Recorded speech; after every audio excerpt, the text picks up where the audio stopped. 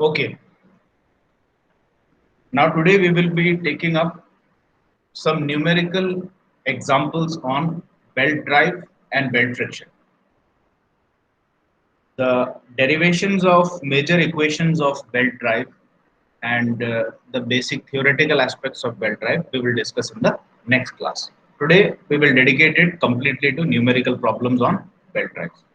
See, as soon as you see a problem of a pulley and a belt anywhere, you be prepared with a set of formula. The first formula is the ratio of tight side to slack side tension. So the first formula that you have to remember as soon as you see a belt and pulley in your problem is T1 by T2 is e raised to power mu theta, where T1 is tight side tension and T2 is slack side tension.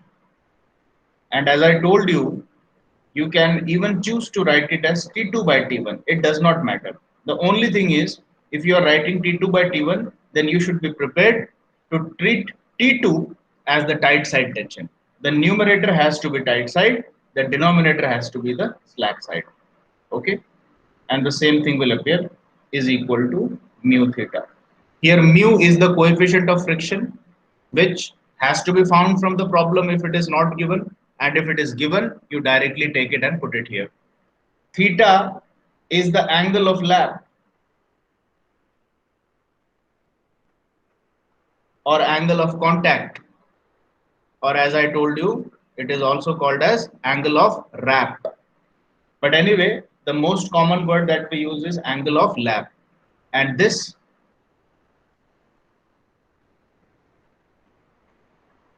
has to be taken in radians.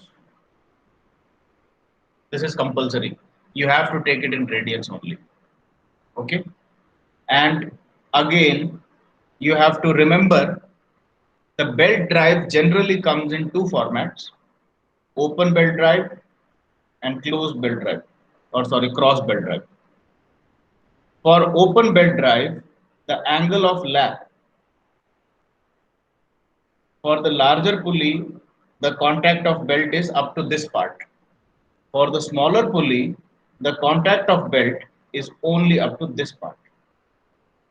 So if you try to take the angle of lap for an open belt drive, you will see that on the larger pulley, a larger angle is covered, and on the smaller pulley, a smaller angle is covered. And always the smaller angle has to be taken as theta. Obviously, taken in radians. Now, if you go for a cross belt drive, then it is convenient because the angle of lap on both the pulleys is the same. See, this is the center. So the contact on the larger pulley is for this much angles, and for the smaller pulley, the contact is the same, this many angles. So in the case of cross belt drive, the angle of lap can be taken from any of the pulleys. But for open belt drive, the angle of lap has to be taken for the smaller pulley, not the larger pulley. So this is the first formula that you have to remember. The second formula that you have to remember is the torque transmitted through belt drive is always given by T1 minus T2 into radius. So if the torque transmitted on the larger pulley is asked, R will be the radius of larger pulley. If the torque transmitted to the smaller pulley is asked, then R will be the radius of the smaller pulley. T1 and T2 are tight side minus slack side tensions. The third formula is power transmitted. For power transmitted, we had the formula. It's simply again T1 minus T2, and instead of R, you simply put P. Okay. Where V is the velocity, the tangential velocity with which the belt is running over the pulley. And for V, you can separately remember a formula. It is pi d m by 60. where once again N is the RPM. This factor of 60 will only come when N is measured in RPM, which is the standard unit for rotation of any rotor. Okay, rotations per minute. Sometimes, in order to confuse you, people might give you another unit. Somebody might say that a rotor is there and it is rotating at a speed of say 300 rps. Now you should beware of the unit here. If instead of rpm somebody tries to give you a unit of rps, or even sometimes cps is given. Okay, cps is cycles per second, rps is rotations per second. They are exactly the same. So you should know and remember what are the different types of units somebody can give you to trick you into making some mistake. But you have to remember, in order to calculate velocity, don't remember this formula blindly. Pi dn by 60, pi dn by 60 करके रट लिया है. और जैसे ही n की value देंगे 300 rps, आप क्या करोगे, n को 300 लिखोगे और 60 भी नीचे लिख दोगे. That is wrong. Because here the unit is already rotations or revolutions per second. So in this case, your formula for V will be simply pi dn. That's all. No divided by 60. So if the unit of rotation is RPS or CPS, then 60 will not be there. If it is in RPM, then only this 60 factor will be coming here below it. Okay, you have to remember is, okay, so velocity is pi dn by 60. So if the power transmitted to the larger pulley is asked, then rpm of the larger pulley, diameter of the larger pulley will be used to find the velocity of the belt over the larger pulley, and then you put the velocity here. If the power transmitted to smaller pulley is asked, then diameter will be the diameter of smaller pulley, RPM will be the RPM of smaller pulley, and thus you get the velocity of belt over the smaller pulley, and this will be used in velocity here. But if you apply a little bit of your logic, this velocity is going to be the same. Okay, if whether you calculate it for larger pulley or smaller pulley. But anyway, we will come to the problems and then specifically we will discuss. So these are the typical formulae that you have to remember. Okay. तो जैसे ही belt drive और pulleys की कोई भी problem नजर आए, ये set of फॉर्मूले आपके दिमाग के अंदर आ जाने चाहिए. और you could even apply a strategy कि आंसर कॉपी का जो रफ सेक्शन बना लो आप. It is highly desirable. जैसे सपोज ये ब्लैंक टेम्पलेट आपका आंसर कॉपी है. Okay, I make an answer copy template like this. Suppose this is the answer sheet you are working on. आपके आरटीयू का exam चल रहा है, मिड टर्म का एग्जाम चल रहा है, कुछ भी. It's always desirable to go to the right side and draw a vertical line like this, and at the top just write rough. ये एक बहुत अच्छी प्रैक्टिस है.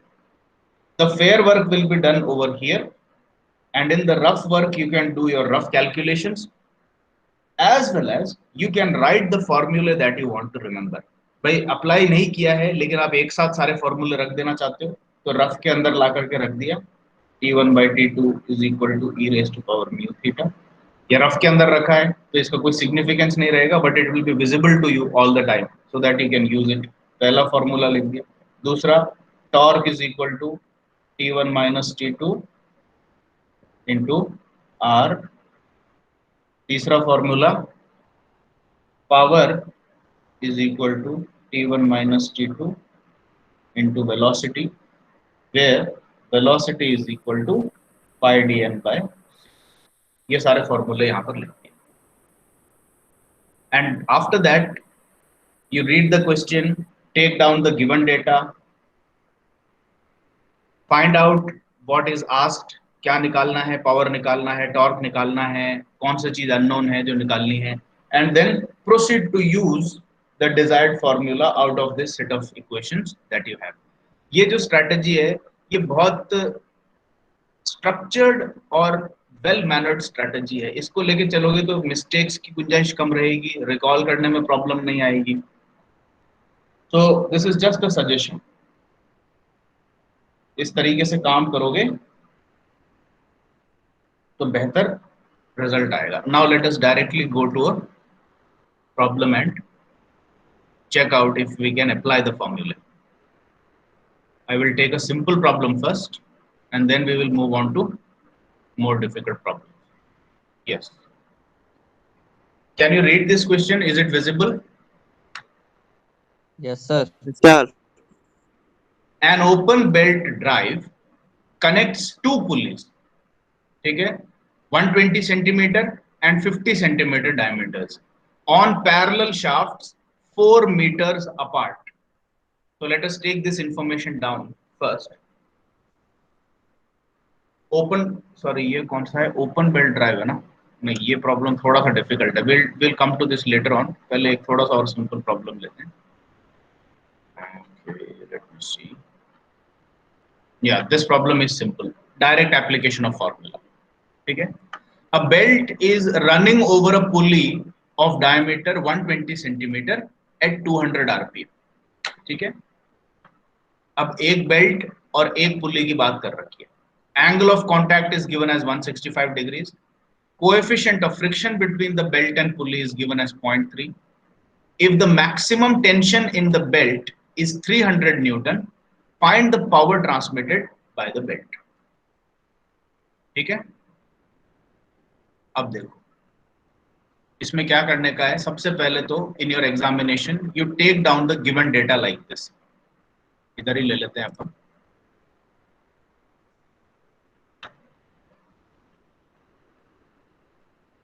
Pulley diameter is given as 120 centimeters. How will you take it down? This is the given data. Okay, given data आप लिख के ले रहे हो एग्जाम कॉपी के अंदर। Diameter is not 120 centimeters, it should be taken as 1.2 meters. ठीक है, अब उसके बाद दूसरा क्या दे रखा है, आरपीएम। आरपीएम को कैपिटल एन से डिनोट करते हैं, it is given as 200 RPM. Okay, done. Angle of contact is given as 165 degrees, but you know that in your formula T1 by T2 e raised to power mu theta, इसके अंदर ये theta जो use होगा angle of contact ये radiance में होना चाहिए, this you already know. So 165 degrees in radians will be 165 multiplied by pi by 180। ये कन्वर्जन कर लो और इसको सेव करके रख लो, that your theta is not 165, theta is 165 into pi by 180 radians. Now this can be directly used as theta. और क्या दे रखा है, कोएफिशिएंट ऑफ फ्रिक्शन म्यू दे रखा है, वो भी ले लिया 0.3, थीटा एन डी। ये देखो इवन जो टेक्स्ट बुक्स हैं वो भी बिल्कुल इसी स्ट्रेटजी को फॉलो करते हैं, पहले क्वेश्चन को पढ़ के फटाक से इक्वेशन नहीं लगाना स्टार्ट करते हैं। सबसे पहले गिवन डेटा को patiently you take it down, dia of pulley, speed of pulley. Now see, ये तो किताब है इसीलिए किताब में इन्होंने इन चीजों को लिख दिया है, you don't have to write this written stuff in your exam. To save time you can simply write in the form of notations like this. इस तरह से notations में काम करना स्टार्ट कर दो। आपको D is equal to dia of pulley है लिखने की जरूरत नहीं है, N जो है speed of pulley है लिखने की जरूरत नहीं है, just start writing like this, इस तरीके से लिखना स्टार्ट करो। गिवन, ये आपको एग्जाम कॉपी में इस तरीके से लिखना है। ठीक है, saving of time is almost one of the most important aspects of tackling numerical problems in examination. तो ये पता होना चाहिए आपको, capital D is equal to 1.2 metres. और जब भी गिवन डेटा ले रहे हो तो हमेशा एक चीज और साथ में करते चलो कि भाई diameter of pulley is 120 centimetre, distance, अच्छा इसमें वो नहीं दे रखा, और maximum tension in the belt is 3000 Newton. See, 3000 Newton वाली जो डेटा दे रखी है that is in SI units. 120 centimetre की जो डेटा दे रखी है that is not in SI units. ठीक है, तो आपको क्या करना है, सबसे पहला तो है जो भी गिवन डेटा लेते जा रहे हो you directly keep on converting them into SI units. इसको गिवन डेटा को अगर आप यहाँ पर 120 सेंटीमीटर लिखते हैं तो अभी भी काम आपका अधूरा है, क्योंकि आप अपने न्यूमेरिकल के अंदर डी को 120 यूज कर ही नहीं सकते। करोगे तो गलत हो जाएगा, सारी यूनिट्स जम्बल्ड अप हो जाएगी। So also remember to convert the units as soon as you are writing it in the given data. तो इसको 120 सेंटीमीटर लिखने की बजाय सीधे ही 1.2 मीटर लिखो। अब ये फाइनल डेटा हो गया। Now you can use D directly from your given data that you have written in your answer copy.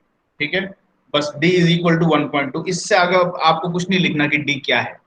ठीक है, और उसके बाद आरपीएम इज इक्वल टू कितना दे रखा है, 3 नहीं 200 RPM. Just write it as 200 RPM, ये स्टैंडर्ड है। ठीक है, इस तरीके से लेते चलो, इससे ज्यादा डिस्क्रिप्शन नहीं देना है। So you keep on taking down the given data. Now let us go back, find the power transmitted by the belt. ठीक है, अब power transmitted by the belt, पहले एक बार अपन पूरा डेटा ले लेते हैं। Angle of lap is 165 degrees. ठीक है, so simply write theta is equal to 165 into pi by 180 radians. ये देखो, मैंने 165 को डिग्री के फॉर्म में नोट नहीं किया, मैंने डायरेक्टली उसको रेडियन में कन्वर्ट करके नोट कर लिया। Now I can directly use it. Okay, और क्या डेटा दे रखा है, if the maximum tension in the belt is 3000 Newton, तो यानी कि ये टाइट साइड टेंशन है। तो टाइट साइड टेंशन को अभी आप T1 मान लो, T2 मानना है T2 मान लो, यू कैन डू एनीथिंग। ठीक है, T1 is 3000 Newton. The first part of your numerical is done. आपने क्या किया, सारा गिवन डेटा एक साथ रख लिया, नोटेशंस करेक्ट यूज कर लिए, जो जो यूनिट्स आपको चाहिए थी उन्हीं यूनिट्स में इनको नोट कर लिया। अब ये आपसे क्या पूछ रहा है, ये आपसे पावर पूछ रहा है। पावर की इक्वेशन आपको याद है। Now let us start solving. Power is equal to T1 minus T2 into V. Now, in order to solve the value of power, you need two more values. T1 आपको known है, T2 नहीं पता, V नहीं पता।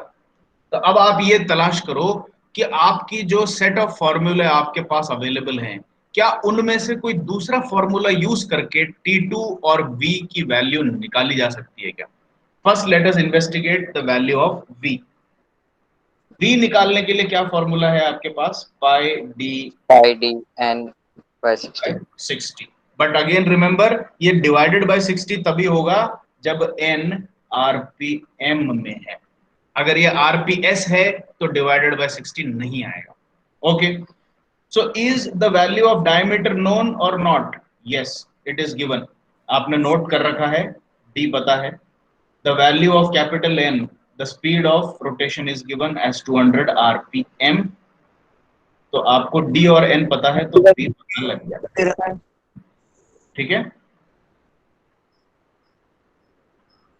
So now V is known.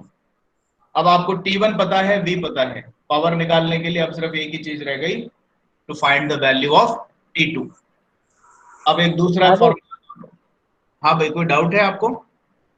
Sir mu भी तो दे रखा है गिवन में। अच्छा हाँ, म्यू भी दे रखा है गिवन डेटा में, अपन ने म्यू नहीं लिया शायद। यस, इधर आगे ले लेते हैं अपन। म्यू इज इक्वल टू कितना है, 0.3। Yes sir. 0.3, ठीक है, mu is also given. Okay, अब अपन आगे चलेंगे, अपन को सिर्फ T2 चाहिए पावर निकालने के लिए।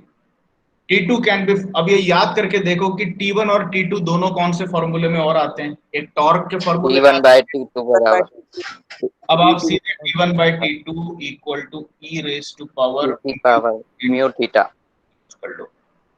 ठीक है, the value of this exponential constant can be found in your calculator. अगर आपको ये याद नहीं है तो ये आपके कैलकुलेटर के अंदर भी होता है, ठीक है।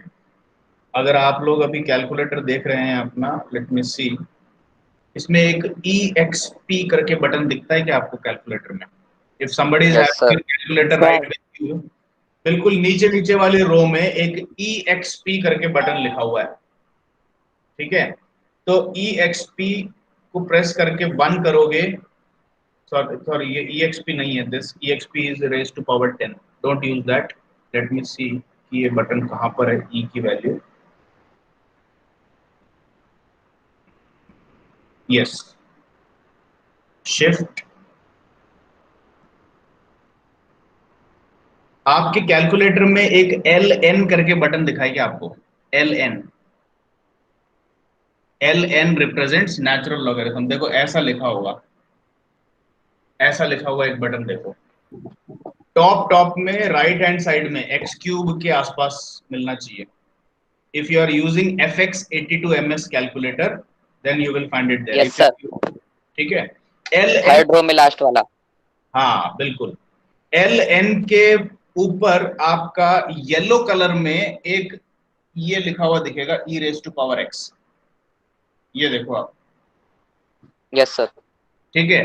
तो now you press the shift button, shift button दबाइए और LN वाले बटन को दबाइए, तो आपको स्मॉल ई दिख जाएगा, ठीक है। और स्मॉल ई के बाद में आपको क्या प्रेस करना है? आपको वो प्रेस करना है कि ई के ऊपर क्या पावर चढ़ाना चाहते हो।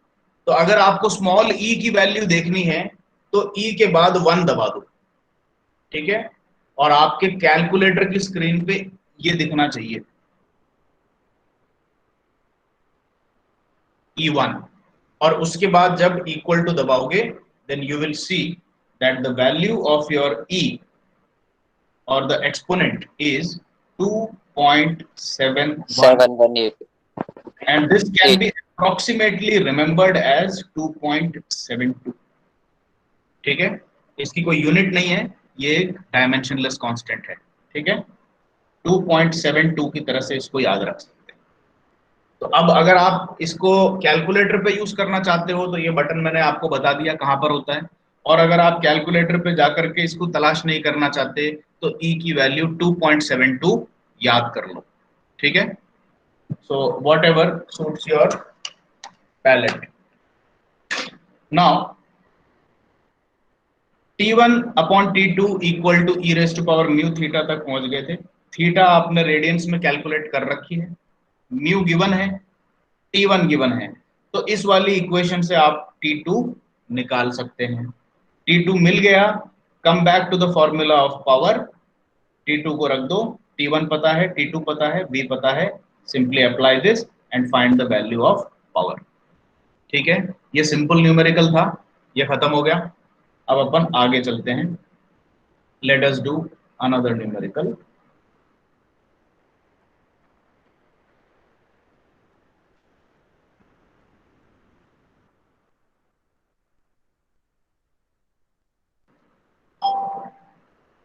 Okay, let me see which other numerical can be done.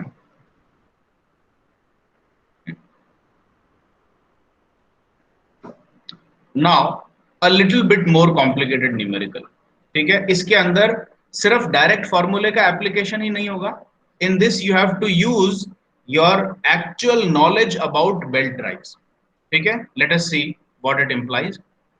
N open belt drive, पहले ही इन्होंने बिड़ते ही बता दिया कि भैया ओपन बेल्ट ड्राइव है, तो इसका मतलब ओपन बेल्ट ड्राइव से रिलेटेड कुछ ज्योमेट्री भी आपको बनानी पड़ेगी। We will see. Open belt drive connects two pulleys of this much and this much diameters. अब देखो दो डायमीटर आ गए, दो पुलीज आ गई on parallel shafts 4 metre apart. Maximum tension in belt is इतना, कोएफिशिएंट ऑफ फ्रिक्शन इज इतना, the driver pulley of diameter, अच्छा ये भी दे दिया कि 120 जो बड़ा वाला है वो ड्राइवर है, and it is running at 200 RPM। अब देखो बेल्ट ड्राइव से या गियर ड्राइव से कभी भी आप जब दो अलग अलग डायमीटर की पुलिस को या गियर्स को कनेक्ट करते हो तो Please wait 1 minute. I will just.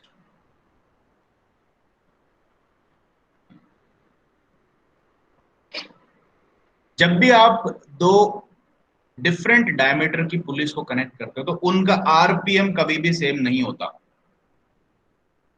ये बड़ा पुली, ये छोटा पुली, इसको बेल्ट से कनेक्ट कर दो,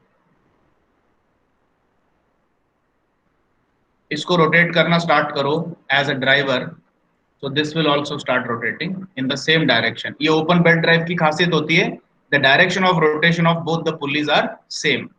ठीक है, क्रॉस बेल्ट ड्राइव में the direction of pulleys is opposite. अब ये बताओ, क्या जब इस बड़े वाले व्हील का एक रोटेशन कंप्लीट हो जाएगा, क्या तभी इसका एक रोटेशन कंप्लीट होगा क्या?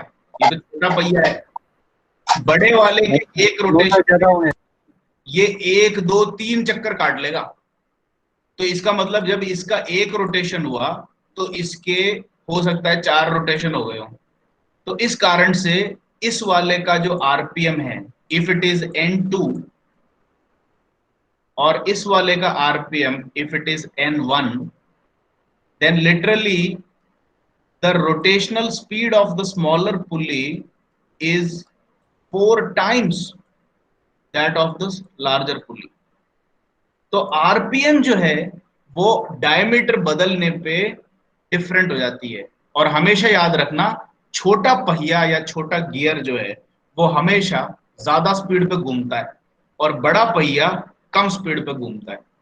But the velocity, tangential velocity of the belt, whether it is traveling over the larger pulley or whether it is traveling over the smaller pulley, that is a constant v.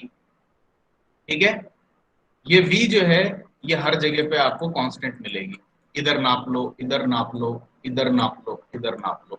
तो belt की speed तो very नहीं हो सकती, क्योंकि अगर belt की speed यहाँ डिफरेंट हो गई और यहाँ डिफरेंट हो गई तो फिर तो बेल्ट खींचना चालू हो जाएगा और बेल्ट टूट जाएगा। तो बेल्ट के अंदर कोई रिलेटिव वेलोसिटी नहीं होती है, the velocity of belt remains the same. ठीक है सर, हाँ, फिर बेल्ट की वेलोसिटी कैसे निकालते हैं? πdn/60। फिर डी क्या होगा? कोई सा भी डायमीटर ले लो। अगर आप बड़े व्हील का डायमीटर ले रहे हो तो स्पीड भी बड़े का लो, ठीक है। और तो अगर फिर आप होगा छोटे वाले का डायमीटर ले रहे हो तो स्पीड भी छोटे वाले का लो। अब देखो सर, वेलोसिटी तो चेंज हो रही है फिर। वेलोसिटी सेम आएगी ना भैया। आप अगर बड़े का डायमीटर ले रहे हो तो d1 बड़ा है, लेकिन बड़े की स्पीड तो छोटी है ना। और अगर यस सर। छोटे का डायमीटर ले रहे हो तो छोटे का डायमीटर छोटा है लेकिन उसकी स्पीड ज्यादा है। तो d1 into n1 is always equal to d2 into n2। और इस कारण से पाई d1 n1/60 ले लो या फिर पाई d2 इंटू n2/60 ले लो, ये दोनों हमेशा बराबर आएगी। और ये सेम रहती है किस चीज के? वेलोसिटी ऑफ बेल्ट के। तो इसलिए बड़ा पुल्ली पे v निकालो चाहे छोटे पुल्ली पे v निकालो सेम रहेगा, लेकिन उनका आरपीएम अलग अलग है। The rotational speed of larger and smaller pulleys are always different. But when you multiply that with d, then it comes out as the same quantity. तो इस कारण से v बराबर रहती है। ठीक है, क्लियर हो गया?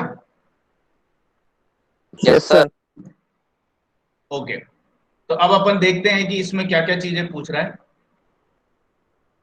ये बोलता है कोएफिशिएंट सब दे रखा है, लार्जर पुल्ली का आरपीएम दे रखा है, स्मॉलर का नहीं दे रखा, कोई दिक्कत नहीं। Calculate the power transmitted and torque on each of the two shafts. ठीक है, तो सबसे पहले अपन गिवन डेटा इसमें अपन के पास में ऑलरेडी है। अब मैंने आपको बता दिया है गिवन डेटा कैसे कलेक्ट करना है, let us not do that again. सबसे पहले देखो जैसे इन्होंने कर रखा है, गिवन डेटा को पूरा ऐसे कलेक्ट कर लो, ये पूरा गिवन डेटा है। ठीक है, next, since the power transmitted is being asked, let us write the formula for power transmitted. Power transmitted is equal to T1 minus T2 D1 minus T2 into velocity. V. यही है formula. अब ये देखते हैं कि इसमें से कौन कौन सी चीजें दे रखी है। T1 दे रखी है क्या? ये देखो, the maximum tension in the belt, yes, T1 is given. ठीक है, तो T1 अपनी गिवन है। T2 नहीं पता, वेलोसिटी नहीं पता। लेकिन क्या वेलोसिटी अपन पता कर सकते हैं क्या? अपन को Yes, sir. किसी भी Yes, sir. किसी भी एक पुल्ली की आरपीएम पता लग जाए और उसका डायमीटर पता लग जाए तो वेलोसिटी अपने हाथ में है। लेट अस सी। ये बोलता है driver pulley of diameter 120 centimetre, तो ये तो डी हो गया आपका, इज रनिंग एट इतना आरपीएम, ये एन हो गया आपका।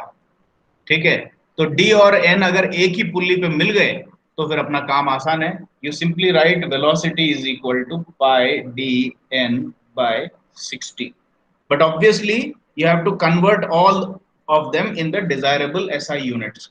अब देखो कैपिटल डी कितना है आपका, 120 सेंटीमीटर, उसको कितना लिखूंगा, 1.2 मीटर्स। ठीक है, 120 सेंटीमीटर नहीं लिखूंगा मैं, 1.2 मीटर हो जाएगा वो। और एन क्या आरपीएम में है क्या? Yes, 200 RPM. ओके, तो इसको तो सीधे सीधे 200 लिखा, डिवाइडेड बाय 60 किया। तो अगर मैं इस कैलकुलेशन को कैलकुलेटर से सॉल्व करूं तो वेलोसिटी की यूनिट क्या आएगी, पहले ये बता दो। Metre per second. Yes, it will be in metre per second, क्योंकि आपने सारे यूनिट्स को एसआई सिस्टम में रख लिया है, तो एसआई सिस्टम में ही वेलोसिटी का भी आंसर मिलेगा मीटर पर सेकेंड। ठीक है, तो v मिल गई, अपन को पावर निकालना था। So I can say that now I know my v also. अब क्या रह गया, T2। अब T2 पता करने के लिए क्या करूं, व्हाट शुड आई डू, आप बताओ। कौन सा फॉर्मूला यूज कर सकता हूं? देखो T1 पता लग गया है, V पता लग गया है, पावर निकालने के लिए अब सिर्फ T2 बचता है मेरा। T1 upon T2 is equal to E2 upon theta. Yes. So I will use this formula, T1 upon T2 is equal to e raised to power mu theta. But again, I will have to go and check कि भाई T1 तो पता है, क्या mu और theta भी पता है कि नहीं पता है। Let us go back to the given data.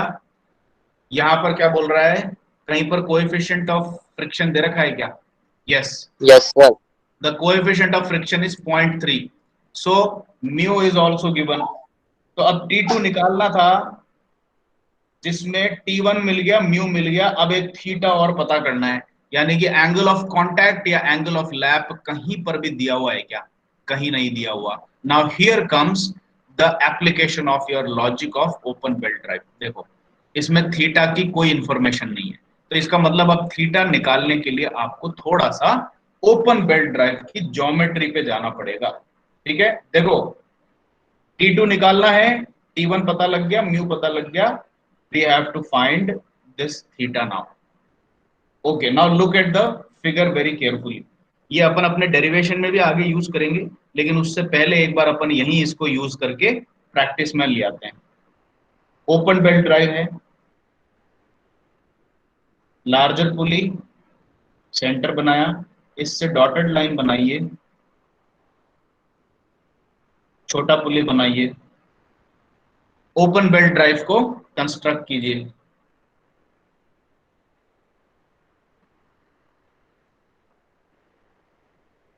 This is your open belt drive। ठीक है, now in open belt drive you have to draw this thing like this। ये देखो, ये क्या लाइन है कि भैया इस पॉइंट पे बेल्ट का कांटेक्ट छूट रहा है यहां से। ठीक है, तो अगर ये बेल्ट का कांटेक्ट यहां से छूट रहा है, that means at this point the belt is tangential to the wheel, so that means this angle should be 90 degree. ठीक है, similarly this is the point at which the belt is leaving the larger pulley at the bottom edge, this is also 90 degree। but for the smaller pulley this same feature appears at a location here and here। ठीक है, so this is 90, this is 90 degree। यहां से belt छूट रहा है तो यहां पर टेंजेंशियल है, और यहां से बेल्ट छूट रहा है तो यहां पे टेंजेंशियल है। ओपन बेल्ट ड्राइव में ऐसा कॉन्फ़िगरेशन बनता है। ठीक है, नाउ वी ऑलरेडी नो कि हमको ये वाला एंगल लेना है. This is the angle that is desired by us. ठीक है. Now let us do a little bit of construction. मैं यहां से एक वर्टिकल लाइन ड्रॉप कर रहा हूं and let me say that this angle is alpha. ठीक है. अभी आप लोग सोच रहे होंगे यार ये सब हमको कहां से पता लगेगा, ये तो आप अभी बना बना के बताते जा रहे हो, एग्जाम में हम क्या करेंगे. अभी ये एक तरह से जो मैं बता रहा हूं आप ये समझ लो कि आपको ये याद भी रखना है एक तरह से. This is the theory of open belt drive. तो ये आपके डेरिवेशन में वैसे भी आगे आने वाली है जो मैं आपको सिखाऊंगा, लेकिन न्यूमेरिकल्स में भी जैसा आप देख रहे हो इस तरह की कॉन्फ़िगरेशन को यूज करना पड़ता है. So be patient and try to understand all this things. ठीक है.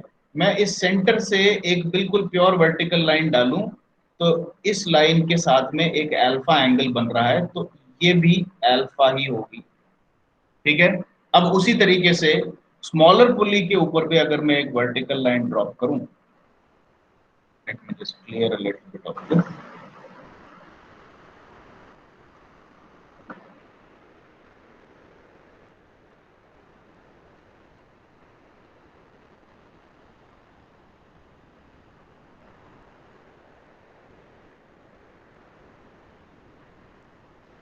If I drop a vertical like this, then this angle is also alpha. This is also alpha. मेरे को ये एंगल चाहिए. This is my theta. So can I say that my theta is equal to 180 degrees minus 2 alpha? सिर्फ इस geometry को देख करके बता दो आप. Yes, Yes, sir. sir. ठीक है. तो अब मेरे को अगर थीटा पता करना है, मेरे को कैसे भी करके अल्फा पता कर लेना है. That is my objective. ठीक है. मतलब अगर मैंने कैसे भी अल्फा इस ज्योमेट्री से निकाल ली तो इसका मतलब है मैंने थीटा निकाल ली. Now see what I am going to do is, अब इसमें एक चीज देखो, एक अजीब सी इंफॉर्मेशन आपको इसके अंदर रखी हुई मिली थी जो अपन ने ध्यान नहीं दी. ठीक है. Parallel shafts of the pulleys are 4 meters apart. इसका क्या मतलब है? ये बड़ा वाला है तो इसका शाफ्ट आपको नहीं दिख रहा, वो पेपर के परपेंडिकुलर है. ये छोटा वाला है, इसका भी शाफ्ट आपको नहीं दिख रहा क्योंकि वो पेपर के परपेंडिकुलर है. ये जो डिस्टेंस है दो पुलिस के बीच की, ये 4 मीटर है. This is what is given. ठीक है. ये इंफॉर्मेशन है जो यहां दे रखी है. तो अब अपन इस इंफॉर्मेशन को ज्योमेट्री में यूज करने जा रहे हैं. So we know that this distance is 4 meters. The distance between the shafts of the two pulleys is 4 meters. Now look at the construction that I am going to make. मैं इसके centre से एक line इस belt के parallel यहां पे construct कर देता हूं. Now since this is drawn parallel to the belt, तो ये यहां पर 90 डिग्री बनाएगा. ठीक है. अब ये देखो ये एंगल कितना होगा आप मुझे देख के बताओ. ये वाला angle I will draw it in another ink so that you see what I am talking about. Tell me what is this angle.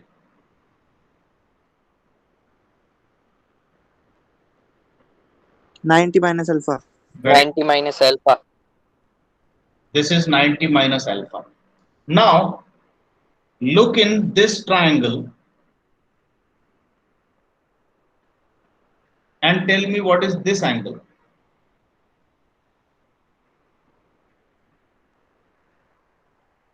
Alpha. Very good. कैसे अल्फा हुआ भाई? ये एंगल 90 माइनस अल्फा है, लेकिन यहां पर 90 है तो ये भी 90 हो गया. और अगर ये 90 है तो ये 90 माइनस 90 माइनस अल्फा होगा, which will result into alpha. So this angle is alpha. ठीक है. अब आप इस ट्राइंगल को थोड़ा सा बड़ा करके देखिए. अब क्या बोलता है? मेरे को अल्फा यहां पर मिल रहा है, ये एंगल, ये वाली लाइन आपको पता है क्या? इस लाइन की लेंथ कितनी है? 4 मीटर है सर। ये 4 मीटर है। इस वाले लाइन की लेंथ कितनी है? सिर्फ इतना सा।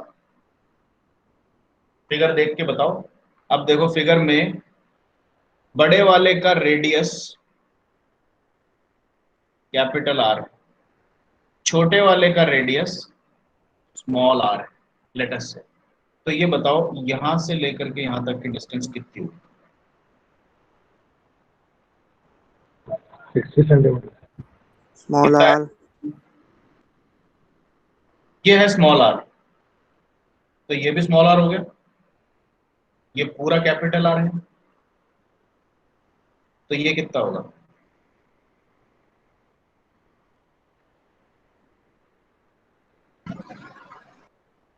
Are capital R minus small are.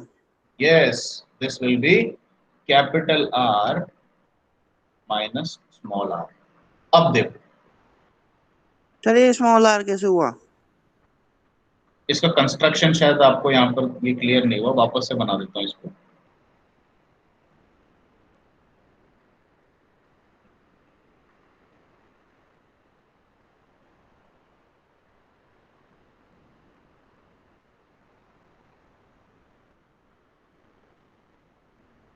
यहां से आपने इस बेल्ट के पैरेलल लिया था इसको,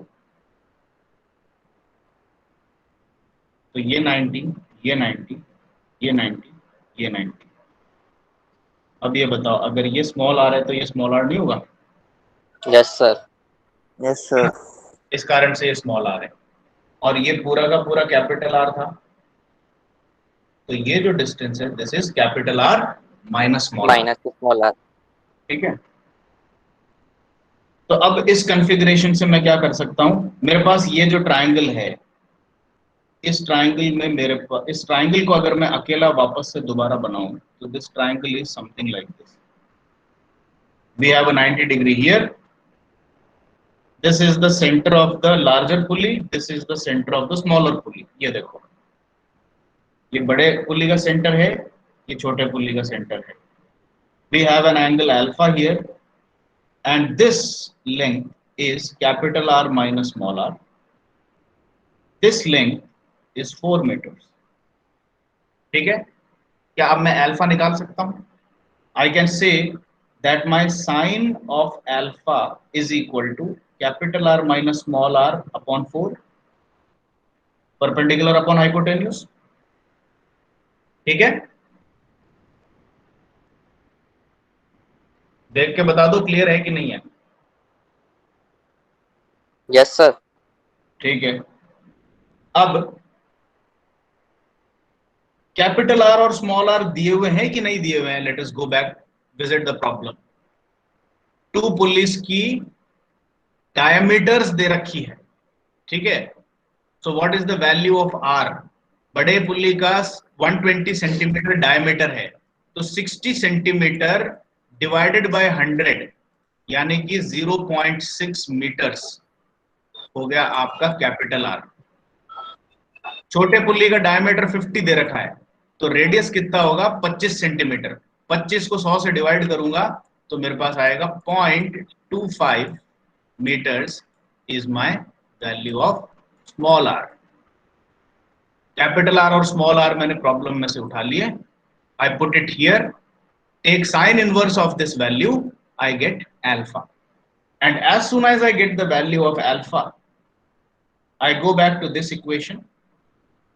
ये देखो थीटा आपने 180 माइनस 2 अल्फा रखा हुआ है, डिग्रीज में मिलेगा आपको थीटा की वैल्यू, उसको रेडियंस में कन्वर्ट कर लो, अब थीटा भी मिल गया। Now you put your value of theta here in radians. Now T1 is known, mu is known, theta is known. Now you get the value of T2। ठीक है। अब ये आपको यहां पर थोड़ा सा प्रॉब्लमेटिक लगा होगा कि ये थोड़ा सा ज्यादा खिचड़ी पक गई यहाँ पे। अब ये सब कौन याद रखेगा? तो ये मान के चलो कि बेल्ट ड्राइव की जो लेंथ ऑफ बेल्ट की डेरिवेशन आएगी उसमें ये वाला पार्ट अपना वैसे भी रिपीट होना है, तो ये आपको याद तो रखना ही पड़ेगा। ये जो कंस्ट्रक्शन है, और इस तरह का ओपन बेल्ट ड्राइव में और क्रॉस बेल्ट ड्राइव में भी इस तरह की एक थ्योरी आती है। क्रॉस बेल्ट ड्राइव में भी ये कंस्ट्रक्शन और सारी चीजें आती है। So this has to be remembered. और एक आध प्रॉब्लम्स की प्रैक्टिस करोगे तो आपको इंट्यूटिवली याद रह जाएगा ये, फिर आप इसको आप इंट्यूटिवली करने लग जाओगे। So don't worry about it. ये मैंने एक तरह से आपको एडवांस में पढ़ा दिया कि अब जो आने वाली चीजें हैं उसकी भी प्रैक्टिस होगी। But if you look at it, ये जो कंस्ट्रक्शन मैंने किया इसमें कोई भी मैंने ऐसी चीज यूज नहीं की जो कि आपके लॉजिक को डिफाई करे, या फिर ऐसी कोई चीज यूज नहीं की जो कि आपको कभी पढ़ाई नहीं गई हो या समझ में नहीं आए। This is simple geometry. आप देखो इसमें मैंने ट्रिग्नोमेट्री और ज्योमेट्री यूज किया और कुछ भी यूज नहीं किया है कि भाई बेल्ट टेंजेंशियली जहां से लीव करती है वहां पे 90 डिग्री बनाती है, छोटे पुली पे छोटा एंगल बनता है, बड़े पुली पे बड़ा एंगल बनता है ओपन बेल्ट ड्राइव में। सिंपल लॉजिक है। यहाँ पर अल्फा बनेगा तो यहाँ पर भी अल्फा बनेगा, यहाँ अल्फा बनेगा तो यहाँ भी अल्फा बनेगा, ये एंगल अल्फा कैसे बना, ये सारी चीजें प्योर लॉजिक से निकाली जा सकती है। बस आपको ये इतना ध्यान रखना है कि किसके बाद ये कंस्ट्रक्शन कौन सा करना है, बस यही है। ये जो लाइन आपने बनाई थी ये याद रखना है आपको। This is what you have to remember. ये जो लाइन कंस्ट्रक्शन की थी ओपन बेल्ट ड्राइव के लिए, बस ये याद रखना है। ये लाइन आपने जैसे ही बना दी, आप आगे अपने आप ही अपना लॉजिक लगा के इंट्यूटिवली ये सारी चीजें निकाल सकते हैं। याद रखने का काम फिर इसमें कितना रह गया, बस इतना रह गया कि इसका कंस्ट्रक्शन यहां से इस बेल्ट के पैरेलल इस दूसरी रेडियस के ऊपर ला करके इसको छोड़ना है। ये एक कंस्ट्रक्शन याद रखना है, बाकी तो बिल्कुल सिंपल है, आगे चीजें आप अपने आप पढ़ लोगे। ठीक है। तो एनीवे आपको अब क्या क्या मिल गई, T1 मिल गई और T2 भी मिल गई। And what was asked of you, power transmitted.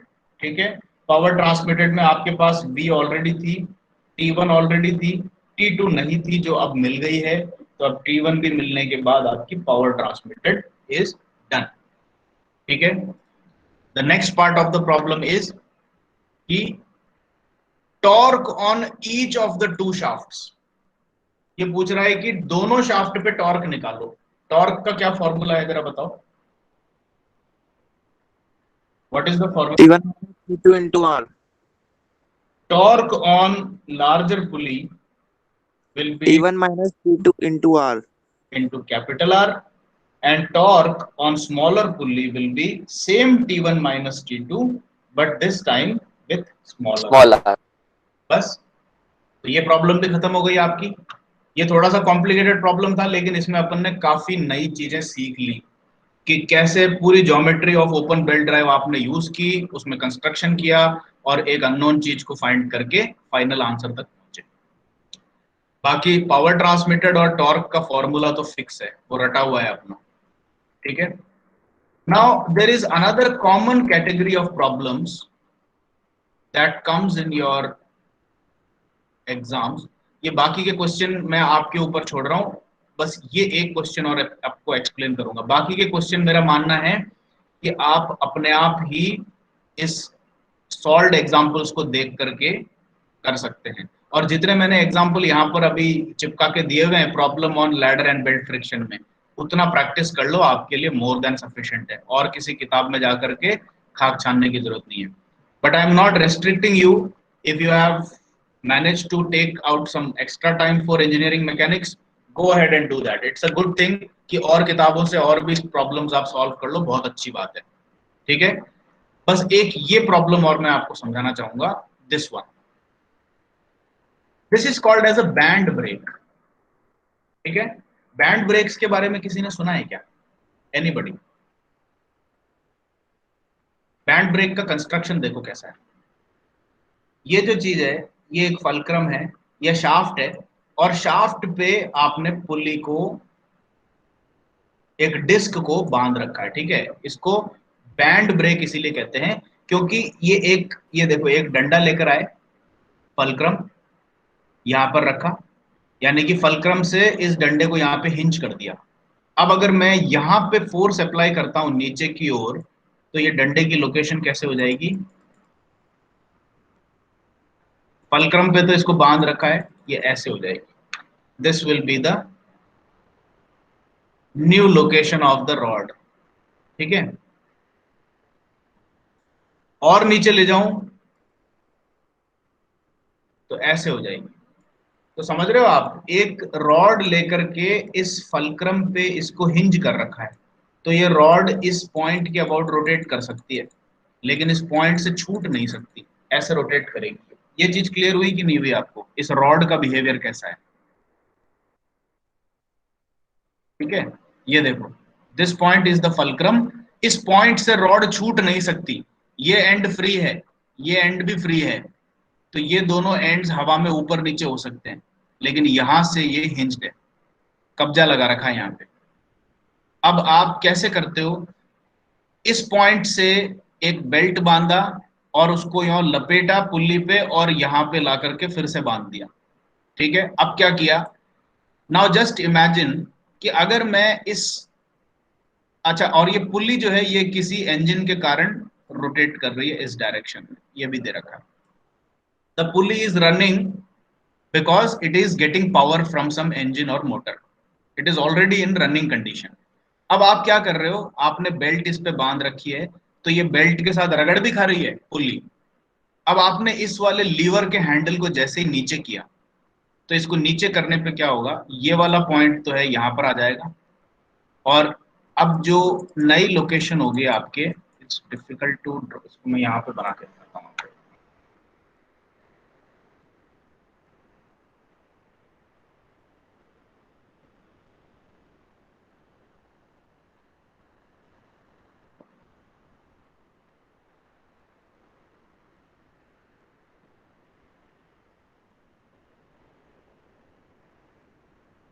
This is the fulcrum. ठीक है, अब मैं इसको जब नीचे करूंगा तो इसकी नई लोकेशन रॉड की ये हो जाएगी।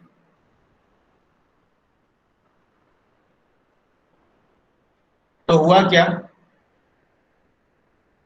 इतना सा बेल्ट का जो पोर्शन है वो नीचे को डिलीवर हो गया, यानी कि इधर को चला गया, और इतना जो बेल्ट का पोर्शन है ये यहां से ऊपर उठ गया। ठीक है, तो आप देख सकते हैं, क्योंकि ये पॉइंट फलक्रम के पास है, तो जितना बेल्ट का पोर्शन नीचे को दिया जा रहा है वो कम है, और जितना बेल्ट का पोर्शन इस डिस्टेंट पॉइंट से ऊपर उठाया जा रहा है वो ज्यादा है। तो अगर मैं इसको कैपिटल एल मानूं और इसको स्मॉल एल मानूं, तो capital L is larger than small L. अब क्या होगा, अगर मैं यहां पर 1 इंच बेल्ट रिलीज कर रहा हूं और यहां से 2 इंच बेल्ट ऊपर खींच रहा हूं, तो क्या बेल्ट पुली पे टाइट नहीं हो जाएगी? आप बताओ, समझ में आया कि नहीं आया, ये बताओ। बेल्ट, जैसे ही मैं इस लीवर को नीचे कर रहा हूं, मैंने काम इतना सा ही किया है, लीवर को नीचे पुश कर दिया और कुछ नहीं किया। ठीक है, तो ये जो पॉइंट है ये नीचे आएगा, और ये जो पॉइंट है ये ऊपर जाएगा। इस पॉइंट के नीचे आने से small L length of belt pulley पे इधर से नीचे को आ गई। इस पॉइंट के ऊपर जाने से capital L amount of length of belt pulley में से ले ली गई, लेकिन चूंकि कैपिटल एल स्मॉल एल से ज्यादा है, तो क्या ये बेल्ट पुल्ली पे टाइट नहीं हो जाएगी क्या? ये बताओ आप। नहीं समझ में आया? नहीं।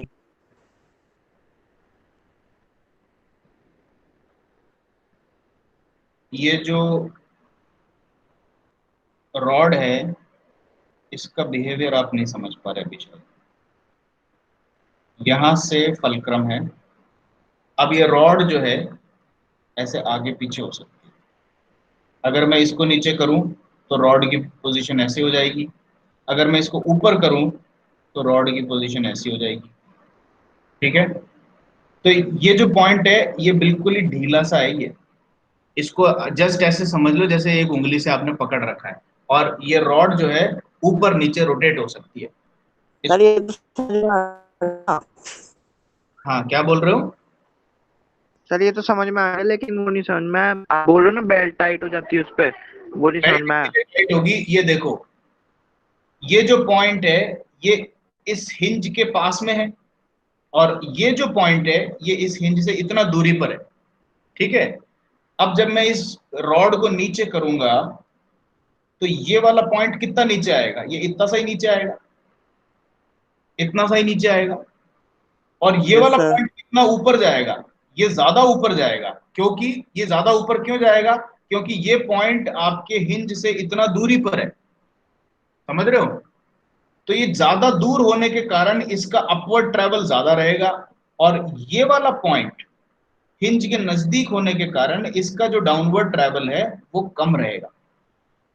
अब ये जितना बेल्ट नीचे को आ रहा है उतना बेल्ट तो पुल्ली को मिला, और ये पॉइंट जितना ऊपर को चढ़ रहा है उतना बेल्ट पुल्ली से ले लिया गया।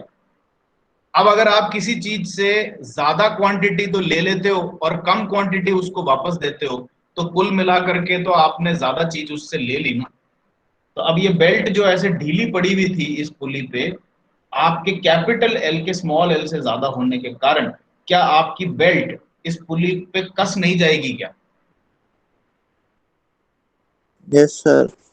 अब क्लियर हो गया आपको। तो सर पहले बताते कि बेल्ट ढीली पड़ी है इस पे।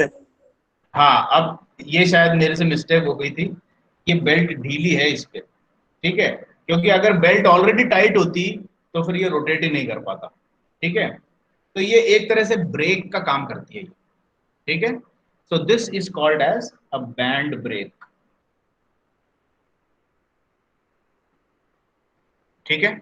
अब आप इस प्रॉब्लम पे जा सकते हैं, ये मैंने आपको एक्सप्लेन कर दिया है। अब इसके बाद आपको इसके फ्री बॉडी डायग्राम्स देख करके आपको चीज समझ में आ जाएगी। ये फलक्रम पे रिएक्शन पड़ रहा है, ये बेल्ट की T1 आ रही है, बेल्ट की T2 आ रही है। इसमें टाइट साइड कौन सा हो जाएगा, टाइट साइड आपका T1 होगा, T1। क्योंकि आपकी ड्रम यों रोटेट कर रही है, देख रहे हो आप। तो ड्रम के रोटेशन का या डिस्क के रोटेशन का डायरेक्शन देख करके टाइट साइड और स्लैक साइड लिया जाता है। ये देख करके नहीं लिया जाता कि कहां से बेल्ट ज्यादा खींची है या कम खींची है, not like that. Direction of rotation देख करके T1 को अपन ने टाइट साइड टेंशन लिया, free body diagram of lever बनाया, free body diagram of disc बनाया। अब इन दोनों पे इक्वेशन ऑफ इक्विलिब्रियम लगा करके जो चीजें पूछी जा रही है वो निकालना है। So just have a go at this solved example, not only this. अब इस वाले शीट में जितने भी सॉल्व्ड एग्जांपल्स दिए हुए हैं ये सारे के सारे एक बार रीड करें। और अगर आपको कोई भी प्रॉब्लम समझ में नहीं आती है तो फिर आप मेरे को किसी भी टाइम शाम को 9 बजे से पहले तक, रात को 9 बजे से पहले तक, any day including Sundays, you feel free to call me, ठीक है। आपको इतनी फ्रीडम दे रहा हूं कि मतलब आप जब भी पढ़ रहे हो, मैं कोई काम कर रहा हूं नहीं कर रहा हूं, I will not bother about that. आप जब पढ़ाई कर रहे हो और कोई डाउट आया, गिव मी अ कॉल। और अगर अपन को जरूरत पड़ी कॉल पे, अगर प्रॉब्लम क्लियर नहीं हुई तो फिर अपन एक पर्सनल मीट कर लेंगे, 5-10 मिनट का डिस्कशन हो जाएगा, आपकी प्रॉब्लम सॉल्व हो जाएगी, ठीक है। Now from next class onwards we will start doing problems of belt drive. अब बेल्ट ड्राइव की डेरिवेशंस और डिटेल्स आ जाएंगी नेक्स्ट क्लास से, ठीक है। आज के लिए इतना काफी है। Please stay with me, let me take your attendance.